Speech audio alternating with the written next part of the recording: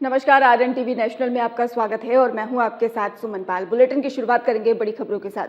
मध्य प्रदेश के मुख्यमंत्री मोहन यादव दिल्ली में आयोजित इंडिया एआई इम्पैक्ट समिट 2026 में शामिल हुए। ये कार्यक्रम भारत मंडपम में आयोजित किया गया, जहां पर देश विदेश के तकनीकी विशेषज्ञ, उद्योग जगत के प्रतिनिधि और नीति निर्माता मौजूद रहे। इसके साथ ही समिट में आर्टिफिशियल इंटेलिजेंस के क्षेत्र में नवाचार, निवेश और भविष्य की संभावनाओं पर चर्चा की गई है। मुख्यमंत्री मोहन यादव ने प्रदेश में एआई आधारित तकनीकों को बढ़ावा देने और डिजिटल विकास को मजबूत करने पर भी जोर दिया है। इसके साथ ही आपको बता दें कि सीएम मोहन यादव दिल्ली पहुंचे, जहां पर एआई समिट में शामिल हुए। मध्य प्रदेश को टेक्नोलॉजी हब बनाने पर जोर दिया गया। एआई इम्पैक्ट समिट 2026 में कई विचार रखे गए।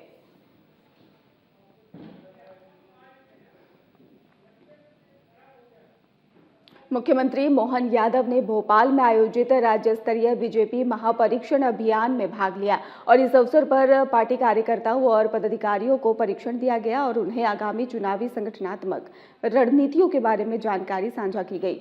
और कार्यक्रम के दौरान ही मुख्यमंत्री ने कार्यकर्ताओं को देश और प्रदेश की सेवा में सक्रिय भूमिका निभाने के लिए प्रेरित किया। साथ ही आपको बता दें कि उन्होंने संगठन के महत्व और जन समर्थन बढ़ावे की तकनीकों पर भी जोर दिया है और तरीकों पर जोर दिया है। इस अभियान में बड़ी संख्या में पार्टी के सदस्यों ने हिस्सा लिया और उत्साहपूर्वक माहौल भी देखने को मिला है। भोपाल में बीजेपी की ये अहम बैठक।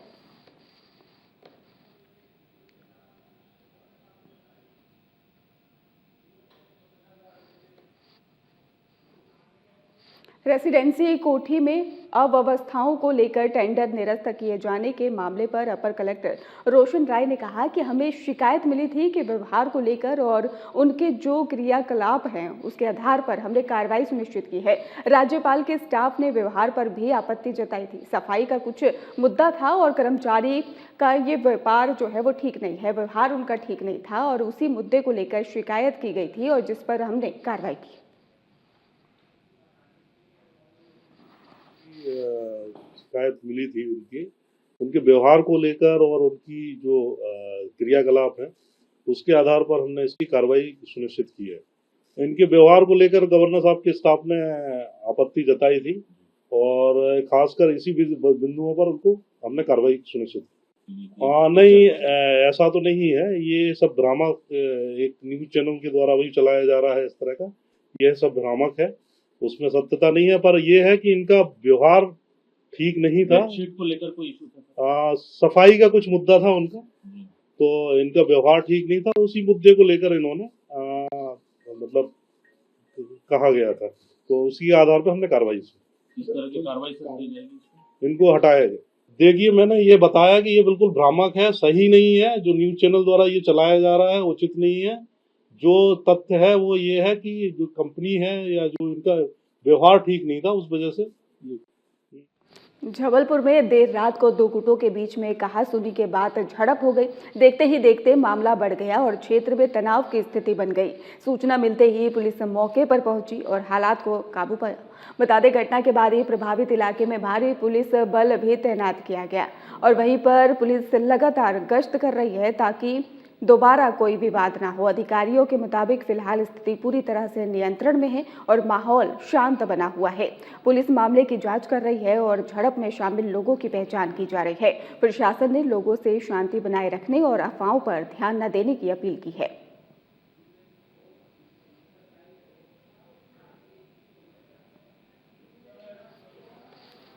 तो हालात फिलहाल शांत बताए जा रहे हैं और इसके साथ ही आपको बता दें कि जांच भी जारी है। दो गुटों में मुठभेड़ के बाद हालात बेकाबू हो गए थे, जिसके बाद आपको बता दें कि जबलपुर में ही देर रात को ये झड़प की घटना सामने आई थी। सूचना मिलते ही मौके पर पहुंची पुलिस ने मामले को शांत कराया। वहीं इलाके में भी हड़कंप मच गया था और पुलिस मौके पर पहुंच चुकी थी, जिसके बाद हालात पर काबू पा लिया गया। आपको बता दें कि क्षेत्र में फिलहाल पुलिस बल तैनात किया गया है और हालात को भी शांत करवा दिया गया है। वहीं मामले की जांच भी पुलिस द्वारा लगातार की जा रही है। झड़प की घटना के बाद ही इलाके में भी अब दहशत का माहौल साफ तौर पर देखने को मिला। दो गुटों में ये झड़प का मामला सामने आया था, जिसके बाद पुलिस को इस पूरी घटना की जानकारी दी गई थी। वहीं पर आपको बता दें कि पुलिस मौके पर पहुंची और मामले को शांत कराया गया।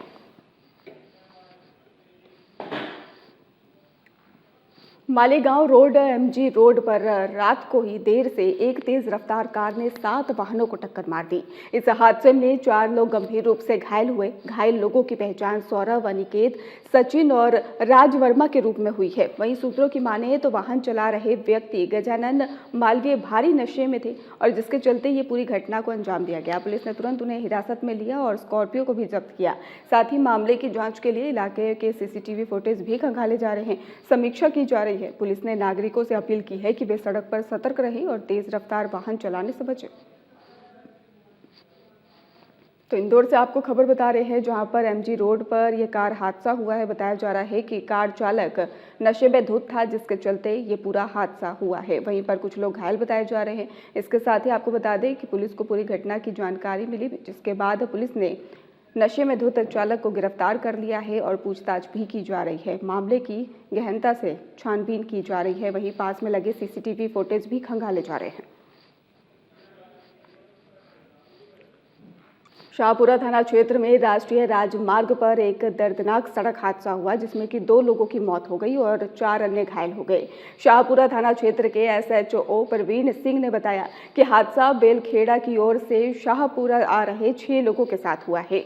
रास्ते में उनकी गाड़ी को पीछे से टक्कर मार दी गई। घायल 4 लोगों को तुरंत ही अस्पताल में भर्ती कराया गया और जहां पर उनका इलाज चल रहा है। पुलिस ने घटना की जाँच शुरू कर दी है और हादसे के कारणों का भी पता लगाया जा रहा है। जहाँ पर नेशनल हाईवे निकला हुआ है वहाँ की घटना है इसमें, और इस घटना में 2 लोग की मृत्यु हुई है। इसमें कुल मिला के 6 लोग थे जो कि बेलखेड़ा तरफ से शाहपुरा तरफ आ रहे थे और उसी दौरान पीछे से किसी वाहन ने इनको टक्कर मारी है। स्पॉट पर 2 लोग की मृत्यु हुई है, 4 लोग गंभीर रूप से घायल हुए हैं और इनको अस्पताल में एडमिट। फागुन शुक्ल पक्ष की तृतीया तिथि के अवसर पर उज्जैन के प्रसिद्ध बाबा महाकालेश्वर मंदिर में भस्म आरती का आयोजन किया गया। आरती में बड़ी संख्या में श्रद्धालु शामिल हुए और मंदिर परिसर में भक्तिमय वातावरण देखने को मिला। इस अवसर पर पूजा पाठ हवन के माध्यम से भक्तों ने महाकाल की कृपा प्राप्त करने के लिए विशेष आराधना की। मंदिर प्रशासन ने सुरक्षा व्यवस्था के विशेष इंतजाम किए थे ताकि आने वाले श्रद्धालुओं की सुविधा सुनिश्चित हो सके। भस्म आरती ये आयोजन हर साल धार्मिक अनुशासन और परंपरा के अनुरूप संपन्न होता है।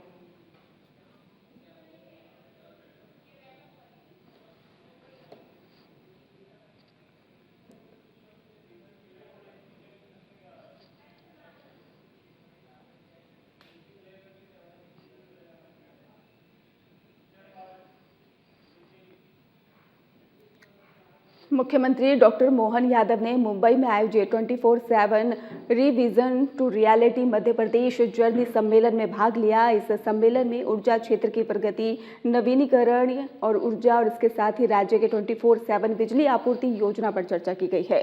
मुख्यमंत्री ने मध्य प्रदेश की उपलब्धियों और योजनाओं को साझा करते हुए बताया कि राज्य ने बिजली वितरण और नवीकरणीय ऊर्जा और ग्रिड स्थिरता के क्षेत्र में महत्वपूर्ण प्रगति की है। उन्होंने इस अवसर पर अन्य राज्यों और ऊर्जा विशेषज्ञों के साथ अनुभव साझा किया, भविष्य की रणनीतियों पर विचार विमर्श किया और सम्मेलन में ऊर्जा क्षेत्र के नीति निर्माता, विशेषज्ञ, उद्योग के प्रतिनिधि भी मौजूद रहे जिन्होंने मध्य प्रदेश के ऊर्जा मॉडल की सराहना की।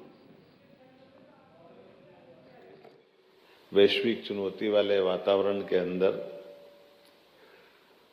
खास करके अपने अपने तरह से सरकारें भी अपना काम कर रही है और सरकार के साथ जुड़ करके आप सब प्रतिष्ठित व्यापार व्यवसाय से जुड़े हुए सभी सज्जन अपने अपने ढंग से इसमें भविष्य की संभावना में अपना योगदान देख रहे हैं। ये बात सही है कि मैं आज अपने राज्य के बजट के बाद मुझे बड़ा अच्छा भी लग रहा था और चुनौती भी थी कि एक साथ 3 कार्यक्रम करना रात तक, और कल वापस मुझे राज्यपाल के अभिभाषण के बाद का मेरा जवाब आना है, उसकी तैयारी बाकी है। लेकिन हमने जैसे प्रतिबद्धता दी है यशस्वी प्रधानमंत्री से, इस बात को सीखते हैं कि काम ही भगवान है, काम के आधार पे अपनी पहचान बनना चाहिए। जब देश आगे बढ़ रहा है, प्रधानमंत्री कर रहे तो मुख्यमंत्री को क्यों नहीं करना चाहिए? मुख्यमंत्री को तो साथ में रहना ही चाहिए। हमारे लिए सौभाग्य की बात है, हमने अपने यशस्वी नेतृत्व से भी सीखा है और ये और अच्छी बड़ी बात है कि खासकर हमारे लिए आज के समय में जब निवेशकों के लिए उनके भविष्य के व्यापार व्यवसाय की संभावना वाले क्षेत्र की बात कर रहे हैं। तो राज्य हमारी एक व्यवस्था होता है और राज्य के अंदर जैसे कि मिनिस्ट्री होती है और मिनिस्ट्री में हमारे बीच में माननीय राकेश शुक्ला जी मौजूद हैं। लेकिन मेरा भी एक शुरू से आग्रह रहा है कि हम अपने राज्य को अगर वित्तीय व्यवस्थाओं में अलग अलग क्षेत्रों में आगे बढ़ाना चाहते हैं तो निवेशकों के लिए पहली जरूरत रहती है कि हम उस राज्य से व्यापार व्यवसाय तो करें, लेकिन व्यापार व्यवसाय के साथ एक बड़ी बात भरोसे के साथ उस राज्य के मुखिया का भरोसा भी चाहिए, ताकि हम पैसा लगाएं तो सुरक्षित पर रहना चाहिए ना। पैसा लगाना बड़ी बात नहीं है, पैसा तो बहुत पड़ा है बैंक में, लेकिन मन का विश्वास और दिमाग में योजना दो हो तो पैसा बनेगा, नहीं तो फायदा क्या है। तो ये जो व्यापार व्यवसाय के उड़ती चिड़िया के पंख गिनने वाले लोग बैठे हैं, मैं आपको आश्वस्त कर सकता हूं कि आपका पैसा भी सुरक्षित रहेगा और राज्य अपना कमिटमेंट पक्का करेगा। और ये एक ऐसा पवित्र क्षेत्र भी है जिसके बारे में जिस प्रकार से हमने कदम भी बढ़ाए हैं, मुझे इस बात की प्रसन्नता है कि ये राज्य की दृष्टि से अगर मैं बात करूंगा तो राज्य में केवल चुने हुए जनप्रतिनिधि का रोल नहीं है, उसमें उस काम को समझने वाले सुयोग्य अधिकारी भी चाहिए और उन अधिकारियों का ट्रैक रिकॉर्ड भी पुराना चाहिए कि वो अपने काम के प्रति प्रतिबद्ध कितने, उनका रिजल्ट क्या है, वो अभी तक के उनके अपने पुराने अनुभव क्या है। मुझे इस बात की प्रसन्नता कि हमारे इस राज्य के अंदर जब मैं अपनी मिनिस्ट्री में मंत्रियों को काम बांट रहा था तो मैंने अपने अधिकारियों का भी देखा कि भाई अधिकारी कौन किस तरह के किस स्तर के हैं। तो जो अधिकारी जिस तरह के हैं उसको उस तरह से काम दे करके मुझे पसंद है कि नवकरणीय ऊर्जा में बड़ा नाम हमारे मनु श्रीवास्तव जी का भी है, जिनकी स्वयं की कल्पकता भी अद्भुत है, जो स्वयं भी इस तरह से विचार विमर्श करते हैं कि एक आदमी अधिकारी के माध्यम से काम को बढ़ाया जा सकता है और एक अधिकारी बैठ जाए तो शनि का पांव रख दे तो काम को पता नहीं कहां पहुंचा दे। ऐसे में जो पैसा लगाने आ रहा है उसकी आत्मा से पूछो, जिसके पैसे फंस जाए, रुपये का ₹1.25 हो जाए चल जाएगा, ₹1.10 चल जाएगा, लेकिन रुपये के लाले पड़ जाए तो बहुत कठिन हो जाएगा ना। रुपये के 90 पैसे थोड़ी करना है। मुझे इस बात की प्रसन्नता है कि हमारे राज्य में मैं समान रूप से इन बातों को, हमारे यहाँ वैसे प्रशासनिक दृष्टि से भी लगातार व्यापार व्यवसाय को बढ़ाने के लिए सब क्षेत्रों में आज सबसे तेज गति से आर्थिक दृष्टि से औद्योगिकरण के लिए हैवी इंडस्ट्री हो, एमएसएमई हो, और केवल ये नवकरणीय ऊर्जा, और नवकरणीय ऊर्जा तो बहुत पवित्र क्षेत्र है, बाकी सेक्टर में भी हमने बहुत तेजी से काम किया है। और इसीलिए आज पूरे देश के अंदर सबसे अच्छी गति से अगर कोई राज्य गति से प्रगति कर रहा है, आमतौर पे हमारे यहाँ एग्रीकल्चर ग्रोथ रेट तो बहुत अच्छी थी, और एग्रीकल्चर ग्रोथ रेट होने के साथ हमारे पास कई सारी अनुकूलता थी, लेकिन उस तरफ से ध्यान देने की आवश्यकता पड़ी। तो पूरे देश के अंदर, प्रदेश के अंदर और विदेश में भी हर जगह हर प्लेटफॉर्म को हम अपना उपयोग कर रहे हैं, और उस तरह से ही कर रहे हैं कि हाँ, हम अपने इस राज्य को भी आगे बढ़ाना चाहते हैं, राज्य में निवेशकों को भी आगे बढ़ाना चाहते हैं, और निवेशक और राज्य दो ही मिलकर के देश और प्रदेश को आगे बढ़ाए। इस भूमिका में ला करके, चाहे विदेश के हो या अपने देश के हो, सबके साथ बात कर रहे हैं। और कोई भी काम करने के पहले उससे जुड़े हुए व्यापार व्यवसाय के लोगों से उन बारीकियों में भी जाना चाहते हैं, जिसके कारण से हमारा विश्वास और प्रगाढ़ हो हमारे विश्वास में। क्योंकि जब आपके बीच में नवकरणीय ऊर्जा की और एक नया प्रयोग है, अभी तो केवल सोलर और विंड पे ही जा रहे थे, अब तो 4 घंटे 6 घंटे पे आ गए, अब तो हमने कहा 24 घंटे के लिए भी चल रहे हैं। तो ये जो स्टोरेज के माध्यम से बिजली की हमारी अंदर की ताकत को नए प्रयोगों के बलबूते पर 24 घंटे अगर हम बिजली की बात सोच रहे हैं तो ये एक बड़ा प्रयोग भी है। और बड़े प्रयोग में मुझे इस बात की प्रसन्नता कि मध्य प्रदेश उसमें आया है, जो सबसे पहले कदम बढ़ा करके इस गारंटी की तरफ आगे बढ़ रहा है कि हाँ, आज के इस दौर में कोई संशय मत रखो, बाद में सब गिनती करते रहेंगे, लोग दौड़ लगाएंगे, लेकिन आज हम अपने राज्य के अंदर भी नवकरणीय ऊर्जा से, खास करके सोलर एनर्जी से ना, 24 घंटे बैटरी स्टोरेज के आधार पर बिजली को हम खपाने के लिए, उसके लिए व्यापार का माहौल बनाने के लिए तैयार है। वैसे तो पंप स्टोरेज से लेकर विंड, सोलर, सभी प्रकार के नवकरणीय ऊर्जा में मध्य प्रदेश बहुत तेज गति से बढ़ रहा है। मैं तो कई जगह सुनाता भी हूँ कि हमारे यहाँ कई प्रकार के हमारे राज्यों के अंदर के संबंध भी मोदी जी के कारण से, पहले राज्य लड़ते थे आपस में, कर्नाटक और आंध्र और तमिलनाडु और केरल, सबके झगड़े चलते थे। लेकिन आज के समय में हमने परस्पर सौहार्दपूर्ण संबंध बनाने के लिए, एक तरह से सभी प्रकार के संबंधों को सुधारने के लिए जो प्राकृतिक संसाधन है उनका बेहतर समन्वय करते हुए दोनों राज्य की प्रगति के रास्ते ढूंढे।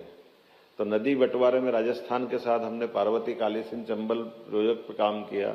मोदी जी के आशीर्वाद से एक बड़ा प्रोजेक्ट, दोनों राज्य के 15-15 जिलों को पानी की उपलब्धता रहेगी और अपने दोनों जिलों में बेहतर हो जाएगा। तो ऐसे में जब उनको कुछ बड़े इशू को सॉल्व कर लेते, 20 साल से हमारा दोनों के बीच झगड़ा चलता था पुराने समय से, हमारा पानी कम लेंगे, वो ज़्यादा लेंगे, ये लेंगे, वो लेंगे। हमने कहा पानी तो ले रहा है भाई, कोई पाकिस्तान थोड़ा ज़्यादा दे दें तो भारत में क्या अपने ही तो है, तो उसमें क्या फर्क पड़ जाएगा। वो पानी तो फालतू में बह के अरब सागर तक जा रही है, वहाँ कोई क्या कर लेगा। लेकिन वो अधिकारियों की कठिनाई होती कि उनकी सीमा होती है। तो मैं तो अधिकारियों से भी कहता हूँ, भैया आपको जो कहना हो कह दो, आपको जो लिखना हो लिख दो, हमारा क्या जाएगा। हम तो उसमें जो लिखना है वो देश के हित में सब कर देंगे, क्योंकि हमको नौकरी थोड़ी करना है, हमको तो प्रदेश और देश की दृष्टि से विचार करना है। और ये चुनी हुई बॉडी का अपना एक थोड़ा कमिटमेंट भी होना चाहिए कि आखिर हमको बड़े निर्णय लेना तो मोदी जी से सीखना पड़ेगा ना। जीएसटी लगाना तो लगाना, भले ही कुछ भी हो जाए, और लगा कि नहीं लगा उसका लाभ भी मिला। हमने सबने देखा कितने बड़े बड़े परिवर्तन हो गए। आज अपने 10-12 साल के अंदर एक चुनी हुई लोकतांत्रिक सरकार में इतने कठिन निर्णय लेने के बावजूद भी माननीय मोदी जी का नेतृत्व दिनों दिन और बढ़ते ही जा रहा है। अच्छा ही लग रहा है ना, नहीं तो असंभव लग रहा था। अपने बीच आज के दौर में भी, अब मैं नाम नहीं ले रहा हूँ, आप सब समझ रहे होंगे, वैश्विक परिदृश्य में चुनी हुई सरकार के माध्यम से जनता का समर्थन जुटा करके पहले तो पूर्ण बहुमत की सरकार लाना ही असंभव था। अभी 2014 के पहले 30 साल हो गए थे, कभी 24 दलों को मिला, कभी 26 को मिला, सूझ भी नहीं पड़ रही क्या हो रहा है। लेकिन उस सब के बाद भी सरकारें चल रही थी, लेकिन अपने बलबूते पर विश्वास बना करके और उसके आधार पर कठोर निर्णय लेना, अगले चुनाव से फिर अगले चुनाव तक जाने के बीच में। लेकिन देश को आवश्यक है, इसलिए सारे निर्णय लिए। तो आज बदलते दौर में हमको मालूम पड़ गया कि कोई बात नहीं, एक बड़े भाई साहब बहुत दिन तक एग्रीमेंट नहीं कर रहे थे या हमको अनुमति नहीं दे रहे थे, तो उनको छोड़ के दूसरों से ही व्यापार व्यवसाय का रास्ता निकाल लिया। ये भी तो वर्तमान का कितना अच्छा समय चल रहा है। ऐसा लग रहा है कि चलो उनने मोहलत दे दी कि कोई और मार्ग भी ढूंढ लो, अपने को क्या जा रही है, चलो भैया। तो अपने आप लाइन पे आ गया कि नहीं मैं भी तैयार हूँ, तो पहले तैयार थे, कोई बात नहीं, आज तैयार हो कल तैयार हो, हमने तो हमारे मार्ग बना लिए। अब ये बड़ी बात है ना, इतने अच्छे व्यापार के कितने अच्छे मार्ग बनाना। तो कभी कभी ईश्वर के साथ इन व्यवस्थाओं के आधार पर जीते जीते मुझे भी अच्छा लग रहा है। नवकरणीय ऊर्जा में जिस जगह मैं बात कर रहा हूँ, मेरे मित्र फडणवीस जी का ये महाराष्ट्र राज्य बहुत अच्छा है, बहुत आगे बढ़ रहा है। लेकिन 24 घंटे बिजली में मध्य प्रदेश आगे बढ़ रहा है, मुझे और आनंद आया आपके सबके साथ। वो भी आगे बढ़े, हम भी आगे बढ़े, हम तो सब परस्पर एक दूसरे के साथ आगे बढ़े। लेकिन नए प्रयोग में जो हिम्मत होना चाहिए, वो हिम्मत की कीमत आपके सबके साथ है। हम और आप सब मिलेंगे तो निश्चित रूप से आपके लिए सब प्रकार के आश्वस्ति के लिए मैं स्वयं आया हूँ। और आने के पीछे भाव भी वही जो मैंने प्रारंभ में कहा है। अब बोलने के लिए तो बहुत देर तक बोल सकता हूँ, नेता आदमी को, व्यापारियों को बड़ा मुश्किल जाता है भाषण सुनना भी, लेकिन अपनी बात को रखने में तो संकोच भी नहीं करना चाहिए। लेकिन बात ज़्यादा बोलो तो भी समझ में नहीं आता, कम बोलो तो ज़्यादा समझ में आ जाता है। भाषण का एक कायदा, पहले पत्र लिखते थे, आजकल तो बड़ा संकट हो गया डिजिटल युग में। पूरी कहानी लिख दो और फिर आखिरी में आगे क्या लिखूं, आप खुद समझदार है। उतने 2 शब्द में सारी बात आ जाती थी, कितनी भी कहानी लिखो। लेकिन मैं समझता हूं कि आप सब इसके अच्छे प्लेयर हैं। मैं आपको आश्वस्त करता हूं कि आपका मध्य प्रदेश के साथ बनने वाला रिश्ता व्यापार व्यवसाय को नई ऊंचाइयों तक ले जाएगा। बहुत बहुत धन्यवाद। फिलहाल खास बुलेटिन में बस इतना ही। आप देखते रहिए RNTV नेशनल।